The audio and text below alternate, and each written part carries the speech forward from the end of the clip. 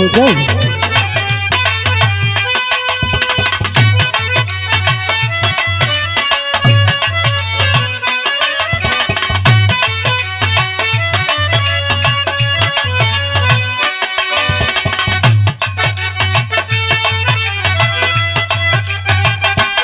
जिया जिया अरविंद।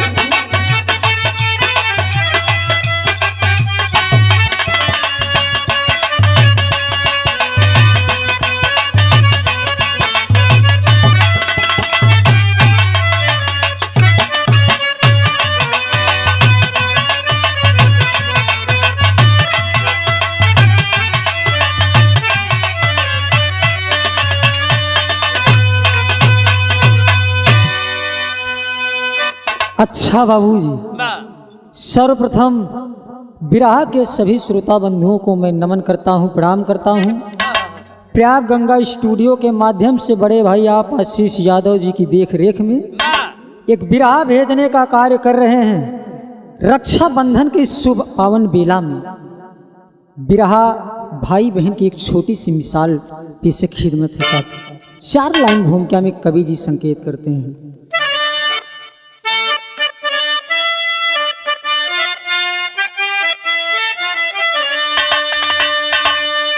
प्रेम है क्या, प्रेम का ऊंचा, प्रेम का ऊंचा स्थान दुनिया में है। प्रेम के आगे हारे हैं भगवान भी। स्वच्छ निर्मल हृदय में हो जो भावना, ज्ञानी कहते पिघलता है पाषाण भी। कितना पावन पवित्र माह सावन का होता, लेकर भाई बहन का अमिट प्यार आता। बांध राखी बहन मांग तीजो वचन, आखिरी सांस तक भाई उसको निभाता।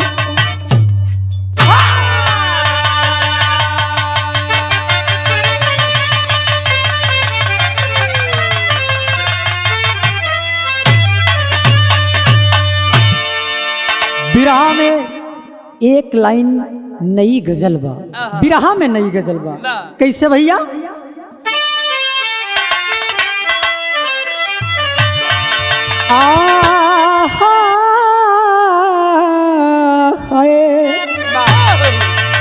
अरे दूरी नहीं जा, आज दूरी नहीं जा सकती हूँ तुझी से, दूरी नहीं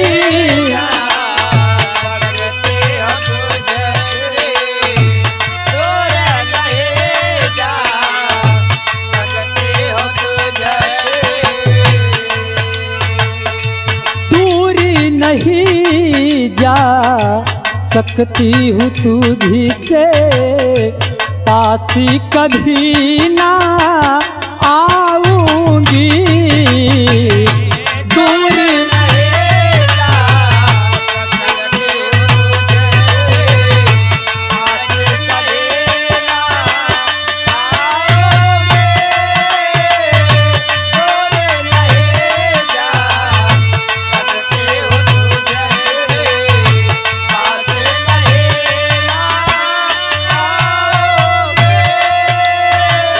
रहूंगी तेरे,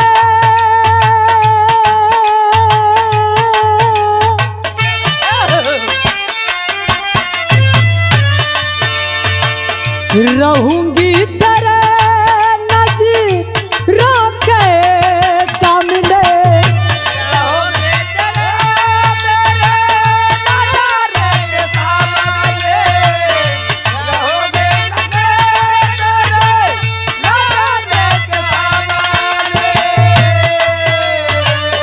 रहूंगी तेरे नज़रों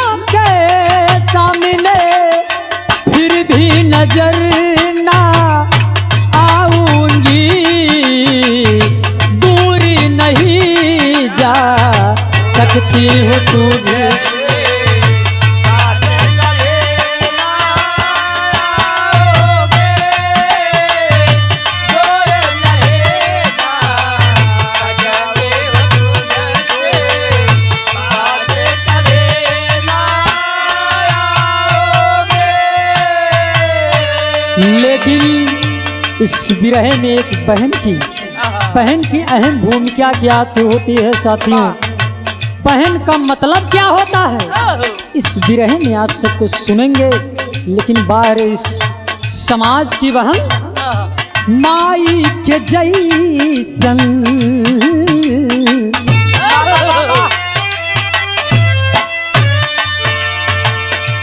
माई के जैसन बहिनी दुलारे, माई के जैसन बहिनी दुलारे, माई के जैसन बहिनी दुलारे,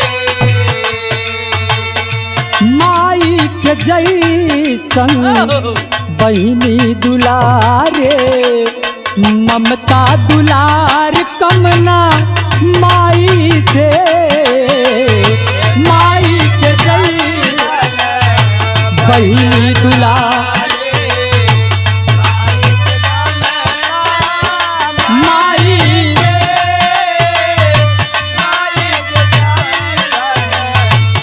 बहिनी दुलारे कमना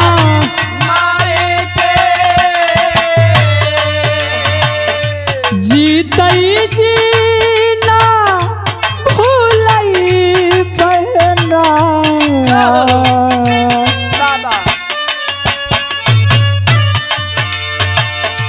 जीतई जीना भूलई बहना, प्यार न कम हो भाई से, माई के जैसन बहिनी दुलारे, ममता दुलार कमना माई,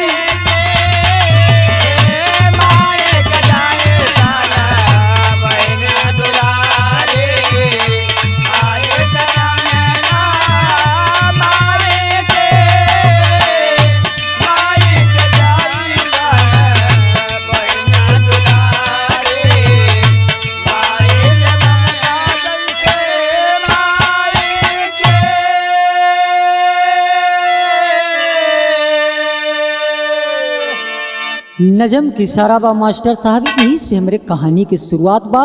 कहानी बा कहाँ की,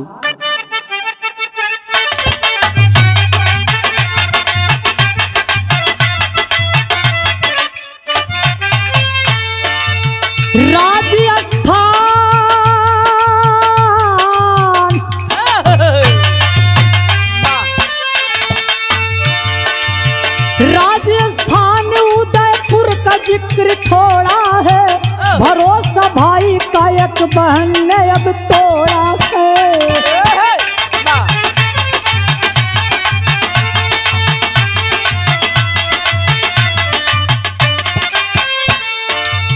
प्रभा देवी हो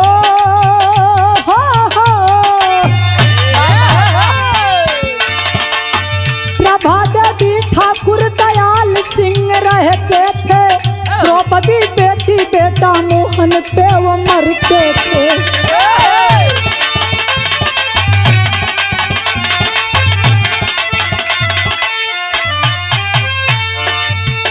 11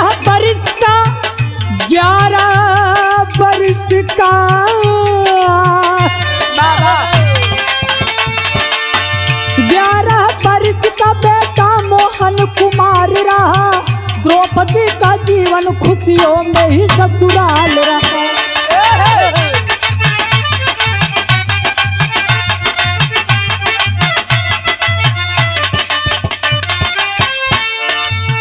ठाकुर दयाल सिंह बाबा, ठाकुर दयाल सिंह मन में ये विचार किए, कहीं पे घूमने चलना है मनोवार कहे।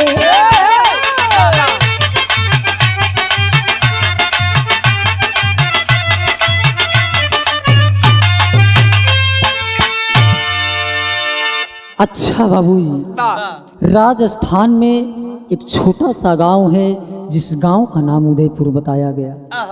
छोटा सा गांव है, उदयपुर छोटा सा गांव है। उसी गांव में ठाकुर दयाल सिंह का छोटा सा परिवार है।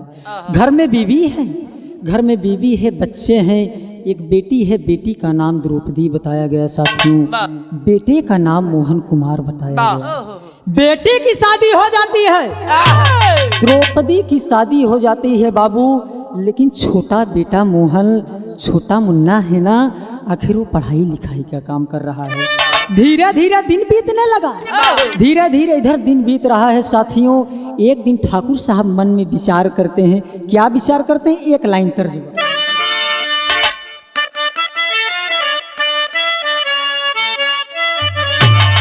कौनो पातर के लड़किया बाबूजी, एकदम पातर के, बांसे कहीं की नहीं, जैसे कि हम हिंद कुमार मास्टर साहब गौवा में जात रहे तो भौजाई उजाई जितनी लागे जानत, भौजाई जवन लागत रहे तिने बुलावे छुकार के, ए पतर को, ए पतर को, तनी ये मुरावा, तनी ये मुरावा, का भौजी का या, तनी ये मुरावा, कैसे कहा थे?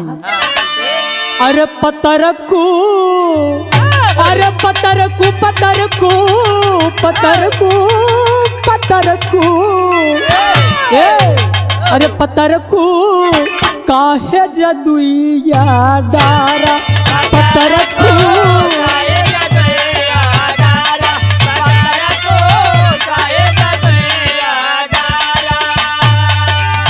जियत जिंदगिया है, जियत जिंदगिया में हमनी के मारा रे पतर को काहे जदुइया डारा, पतर को।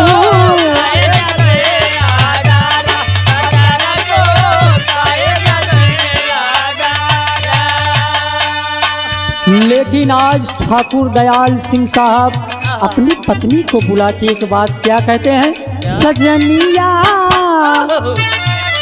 सजनिया तोहके मथुरा घुमाई, सजनिया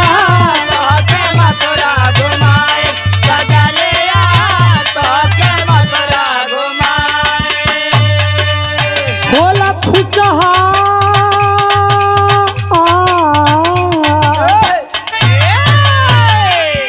होला खुशहाल मन दर्शन के पाई रे, सजनिया तोहके मथुरा घुमाई, सजनिया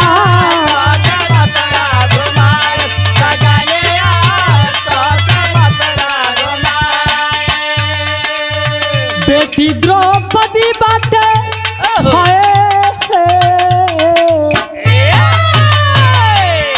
बेटी द्रौपदी बाटे अपने ससुराल को,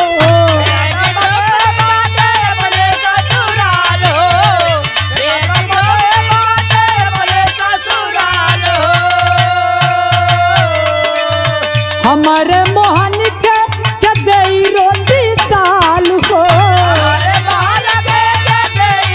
रोटी दाल को,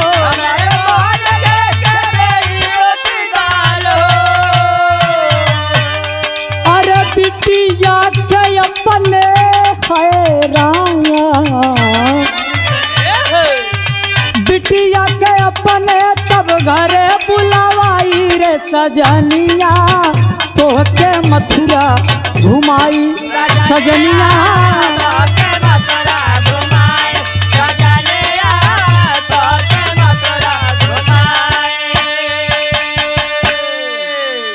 अच्छा बाबूजी अपनी पत्नी को बुला के एक बात कहते हैं कि हमार मन कहत बा, ए सुगी, हमार मन कहत बा कि चल के भगवान मुरली मनोहर कन्हैया के मथुरा में चल के दर्शन कर आई। लेकिन उनकी पत्नी ने सवाल कर दिया कि आखिर सैया घर पे रहेगा कौन? अगर हम और आप अगर मथुरा चले जाएंगे तो छोटा बेटा है मोहन ना, इसको खाना कौन देगा? ठाकुर साहब मन में विचार किए कि अपनी बेटी द्रौपदी है ना, ससुराल है, उसको बुला लेंगे नैहर में, उसको बुलाने के बाद तब हम लोग मथुरा चलेंगे। साथियों गौर करेंगे, द्रौपदी को आज घर बुलवा लिया जाता है। घर बुलवाने के बाद करते क्या है? टेरी के भाव में कहना है,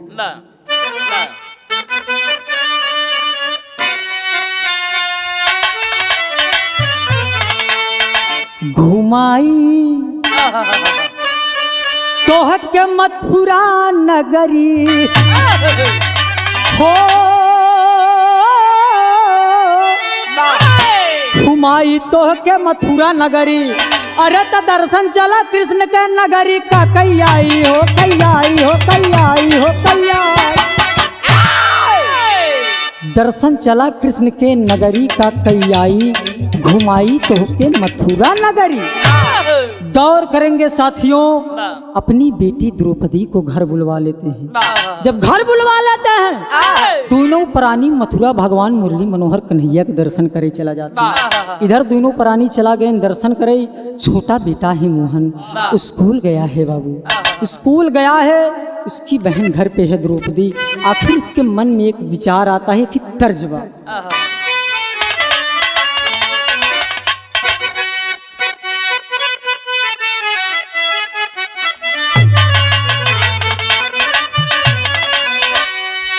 अरे सैया काहे कई लजियरा के सतियारा।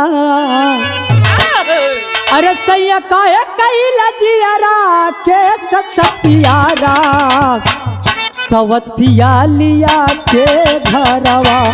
सैया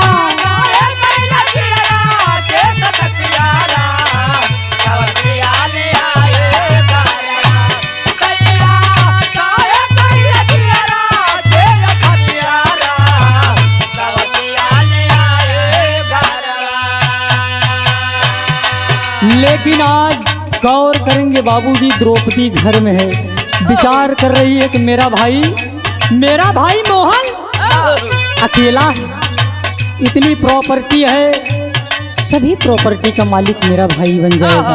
वो करे मन में गंदा विचार आओ तो अपने भाई के प्रति बाबू गौर करेंगे। कहना है क्या ईता होई गई लिजियरा के या फतिया को। ईता होई गई लिजियरा के या फतिया को किरतिया में सोचे द्रौपदी। ईता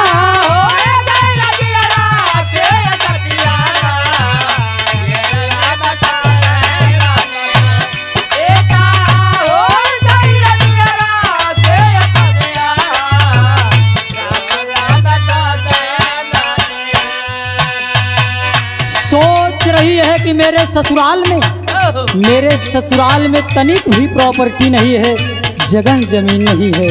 अगर ये मेरा भाई मोहन, अरे मेरा भाई मोहन अगर इस दुनिया में नहीं रहेगा तो ये सारी जमीन जायदाद मेरी हो जाएगी।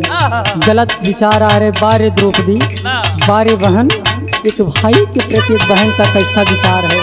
ससुरे में नाही कौनो सुख के सधानावा।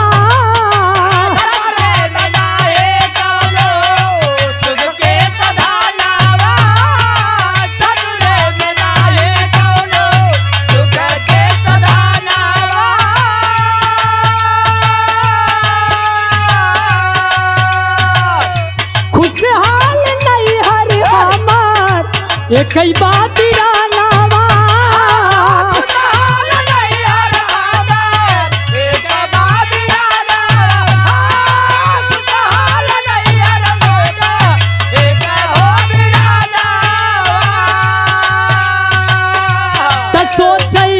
भाई संग में करई बारे घटिया को रतिया में सोचे द्रौपदी। सोचे बारे घटिया को रतिया में सोचे द्रौपदी। सोचे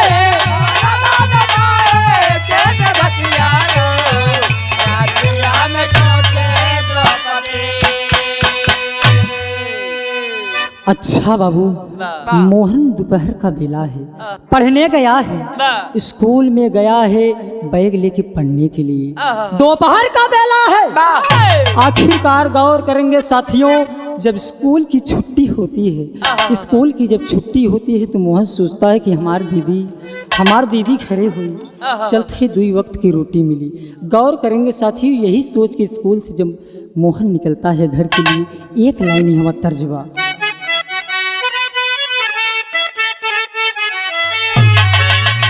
अरे मन सपना के, अरे मन सपना के महल बनावे,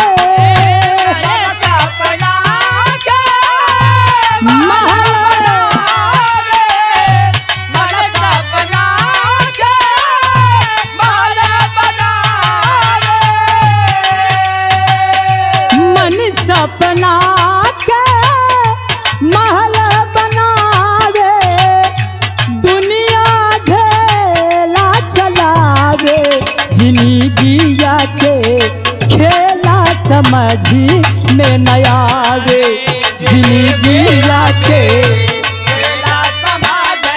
बहुत अच्छे चंचल।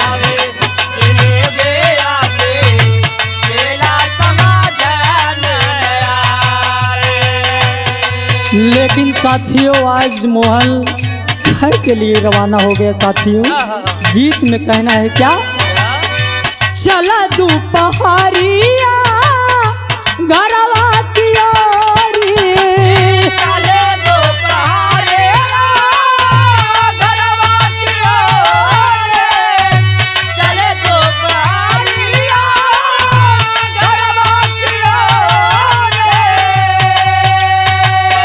चला दोपहरिया घरवा की ओरी, भूखिया से व्याकुल गदेला, ई बिधना के खेला बड़ा अलबेला, ई बिधना के खेला बड़ा।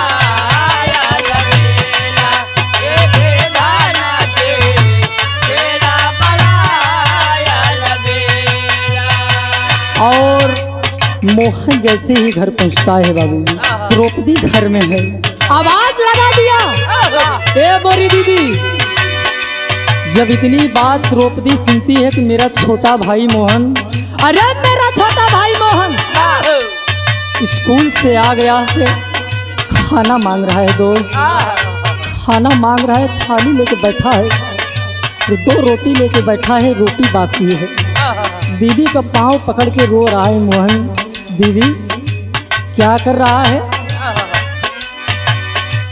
बेटी के यगिनी बुझे नहीं पायल, ऐसन भयल बखेला,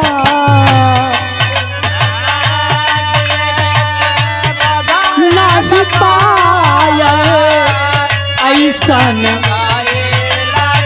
खेला।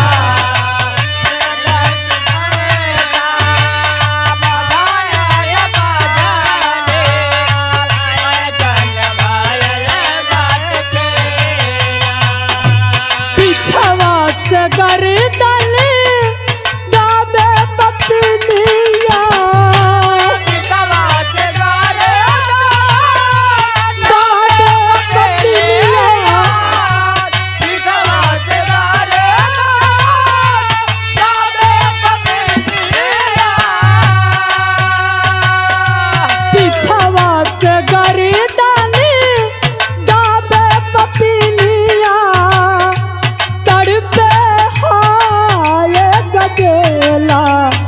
बिधना के खेला बड़ा अलबेला, बिधना के खेला बड़ा अलबेला, बिधना के खेला बड़ा अलबेला, बिधना के खेला बड़ा अलबेला।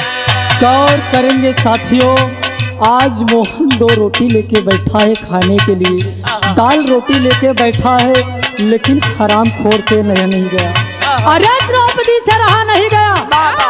गौर करेंगे साथियों, आज मोहन को पीछे से पकड़ लेती है, गर्दन दबाने लगती है अपने भाई का।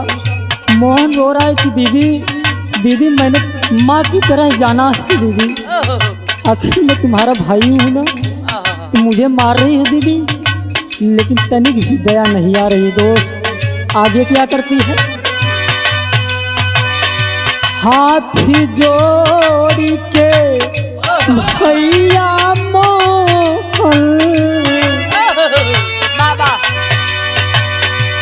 हाथ जोड़ के भैया मोहन द्रौपदी से बात कहेला। हाथ जोड़ के भैया मोहन द्रौपदी से बात हाथ जोड़ के भैया मोहन द्रौपदी से बात कहेला। घरवा अटारी सब धन लैला। घरवा सब धन लैला।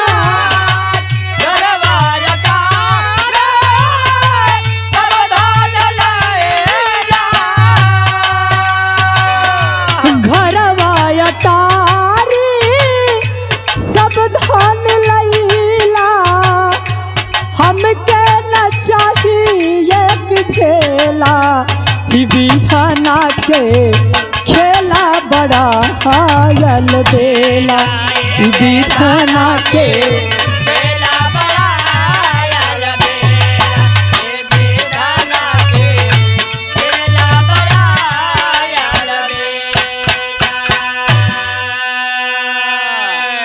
गौर करेंगे बाबू, आखिरकार मोहन रो रहा है, चिल्ला रहा है कि दीदी आखिर तुम तो मेरी बहन हो ना।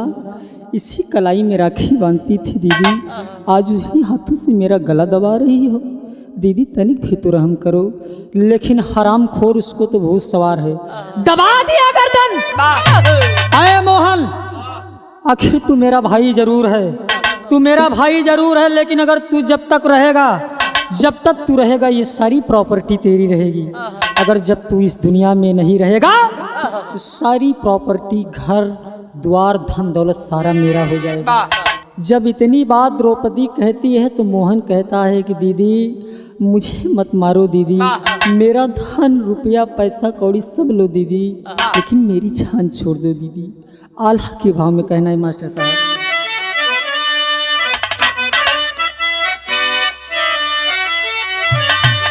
हाय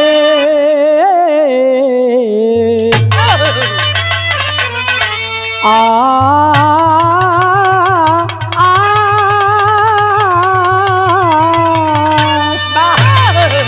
अरे हो कलैया राखी।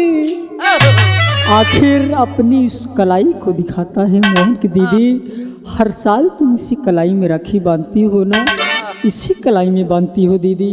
कह क्या रहा है मोहन? अरे हो कलैया राखी बांधलू बहिनिया सुनिला।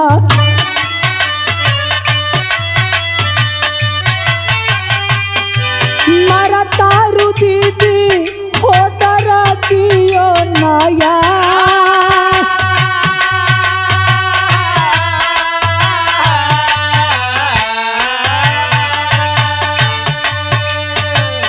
चढ़ी के गरदनवा पे मरली बहिनिया पंचो।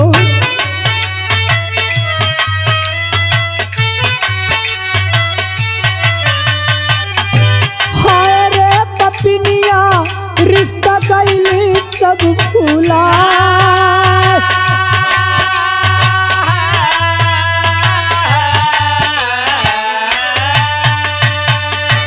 खुशी भैली मानावा में मर के बिरनवा के बाबू।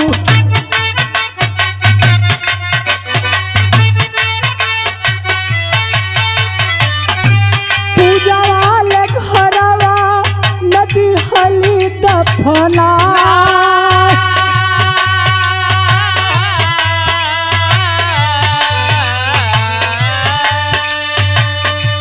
सपना देखावई मोहन बाबूजी के अपने को। सारी बात सपना में दिखले कुल बता।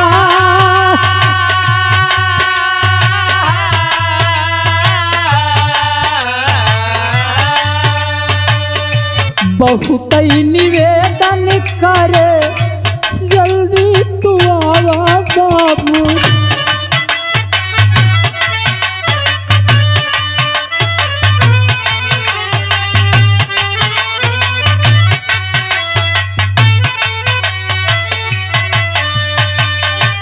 अंतिम बेरी गोदिया में लेता ना खेला।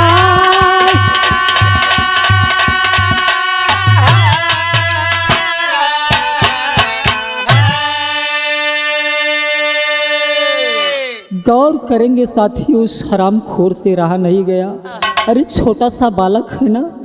गौर करेंगे साथियों, कटारी उठाने के बाद, कटारी उठा लिया। अरे उस अपने भाई को मारने के लिए जो जिगर का टुकड़ा है अपने माँ बाप का, हरामखोर दुष्ट ने कटारी उठाने के बाद अपने भाई की गर्दन को धड़ से लग कर दिया। कई बोटी बोटी कर दिया बाबू।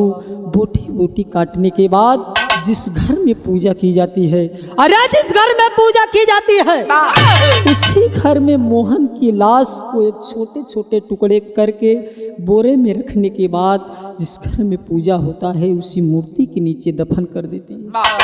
धीरे धीरे समय बीत रहा है, लेकिन मोहन अपने पिताजी को सपन दिखा रहा है कि बाबू, ए बाबू, अरे हम आपकी आँखी तारा ही बाबू, बाबू जल्दी आवा ना घरे। दीदी हमको बड़ी मार मारी बाबू, हमको मार के जौने घर में पूजा होत बाबू वही घर में दफन कर दी। गौर करेंगे साथियों, एक बाप की मर्यादा जो उसके दिल में धड़क रही है। मोहन स्वप्न दिखा रहा है कि बाबू जल्दी आइए ना बाबू, अरे जल्दी आओ ना, दीदी हमको मारी गई बाबू। गौर करेंगे साथियों, जब इतनी बात सपने में देखते हैं आज, ठाकुर साहब अवाक हो जाते हैं कि मेरा बेटा मोहन, अरे मेरा बेटा मोहन सपने में आया था, आखिर मुझसे कुछ कह रहा था। अपनी पत्नी को जब ये बात बताते हैं तो दोनों लोग मथुरा से घर के लिए आते हैं। बाबूजी कहना हुआ पापट के भाव में,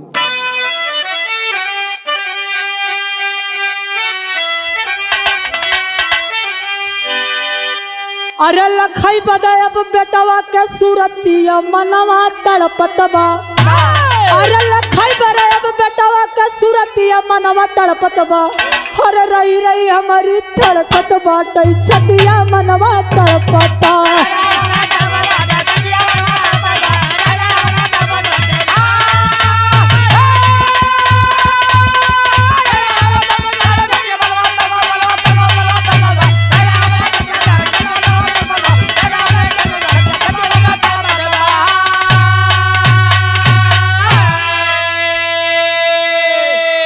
आखिरकार जब दोनों पति पत्नी मथुरा से घर को आते हैं, द्रौपदी से सवाल कर दिए कि बेटी द्रौपदी, बेटा मोहन कहाँ है, मेरा लाल कहाँ है। लेकिन द्रौपदी जवाब क्या देती है बाबू, अरे कहे द्रौपदी बाबूजी, अब कैसे तो है बताई हो, बिरना हमारे कालीन से अब गईले कहू हेराई हो।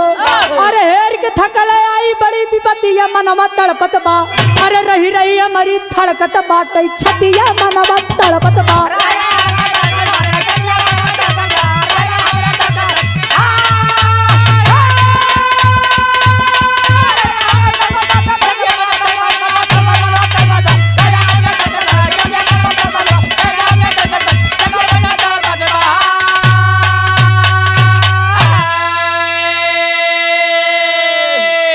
आखिर द्रौपदी जवाब दे रही कि पिताजी, कल से ही मोहन स्कूल गया, मोहन स्कूल पढ़ने गया था और जब छुट्टी होती है, जब छुट्टी होती है तो घर को नहीं आया बाबू।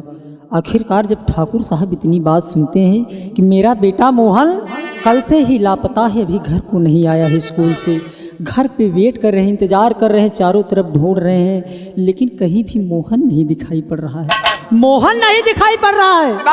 दोनों प्राणी एकदम लाचार है बाबू, रो रहे हैं, गिड़गिड़ा रहे हैं, सभी के दरवाजे पे जाते हैं कि मेरे बेटे मोहन को आपने देखा, लेकिन हर कोई जवाब देता है कि मैंने आपके बेटे को नहीं देखा।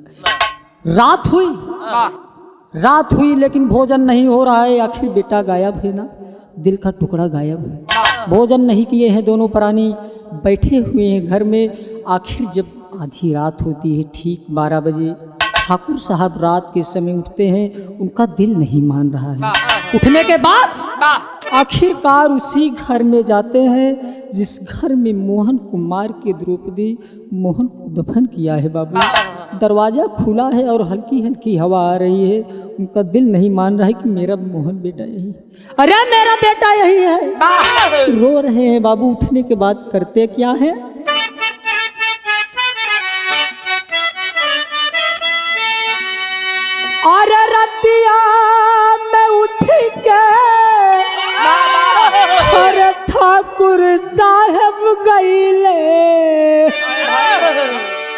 रतिया में उठ के ठाकुर साहब गईले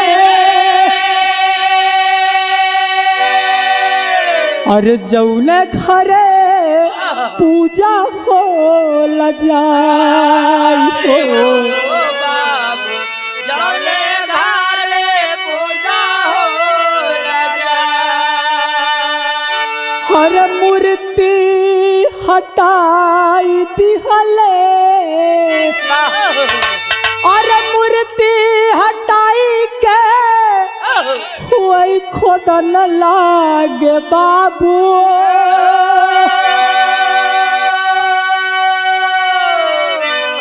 झुर झुर असुआ बहाई हो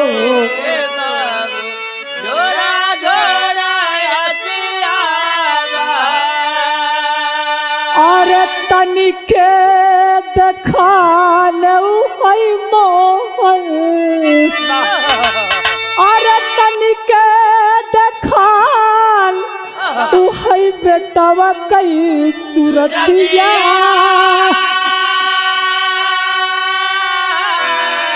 हर बपई गए हो पागलाई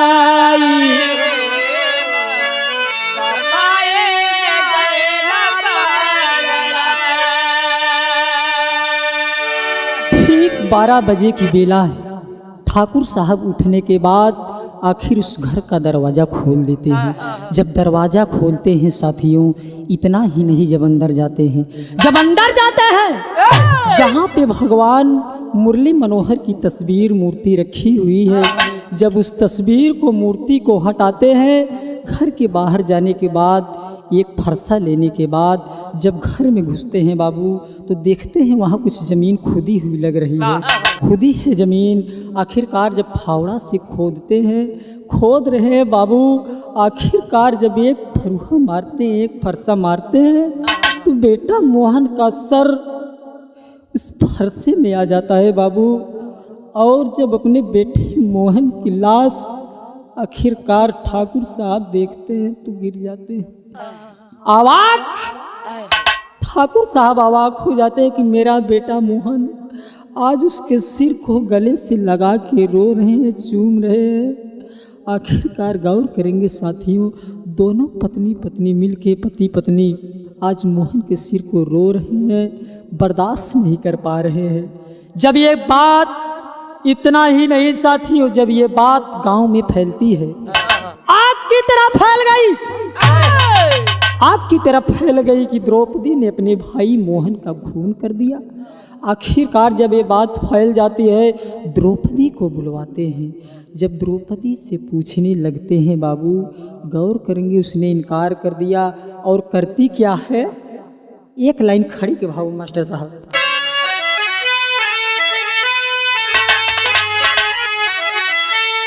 अरे पहुँचे द्वारे, अरे पहुँचे द्वारे पे दरोगा, अरे खबरिया के पाई के,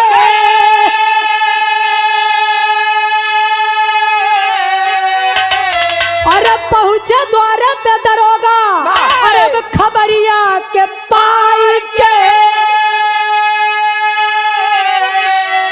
अरे जहर पिए से द्रौपदी, अरे जहर पिए से द्रौपदी, अरे केवड़िया लगाई के,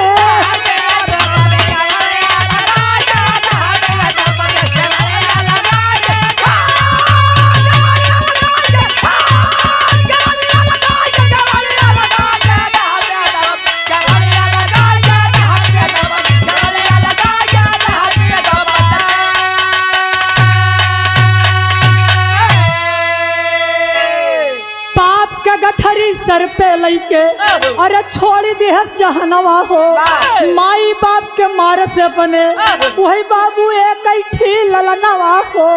अरे भैली खबर भीड़, अरे लगली दुआरवा पे आई के, अरे जहर पिए से द्रौपदी केवड़िया लगाई के,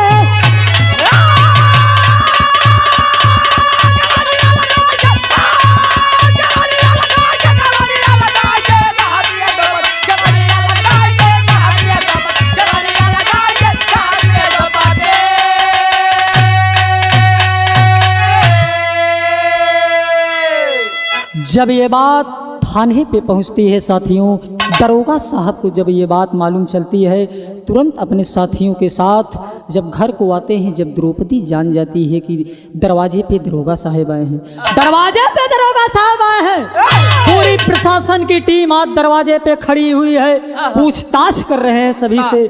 लेकिन जब इतना बात जानती है तो द्रौपदी घर के अंदर जाने के बाद, घर के अंदर जब जाती है तो अंदर से कुंडी लगाने के बाद पॉइजन की शीशी रखी रहती है, पॉइजन की शीशी, जहर की शीशी को खोलती है, ढक्कन को खोलने के बाद और सारा पी जाती है बाबूजी। जहर को पी जाती है, थोड़े ही देर में तड़प तड़प के मर जाती है। जब दरवाजा खोला गया, जब दरवाजा खोला गया, जब दरवाजा जैसे ही खुलता है, देखते हैं कि लोग द्रौपदी भी मरी पड़ी हुई है। साथियों, दरोगा साहब अपने साथियों के साथ में थाने पे लौट जाते हैं और तुरंत लाश को पोस्टमार्टम के लिए रवाना कर दिया जाता है। तो ये हमारे बिरहा के निचोड़ रहा बाबू कि बहिनी के फर्ज का होत। आज के ज़माने में साथियों, अगर माँ नहीं है तो माँ का दर्जा एक बहन देती है, माँ का दर्जा एक बहन देती है। लेकिन बाहर बहन ऐसी ऐसी भी बहन है जो अपने भाई को, सगे भाई को मार दे रही हैं। तो हमारे समाज में एक संदेश है साथियों, ऐसी दोबारा ऐसी घटना ना होने पाए, सभी से हाथ जोड़ के विनम्र निवेदन है। लास्ट लाइन में कहना है यहीं से,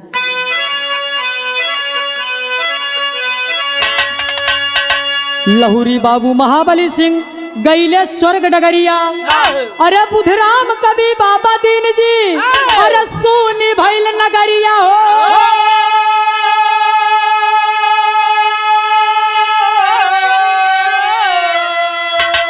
घुमाई तो के मथुरा नगरी और रो, घुमाई तो के मथुरा नगरी, रोहित तड़पे दर्शन कहाँ गुरु के पाई, घुमाई तो के मथुरा नगरी, रोहित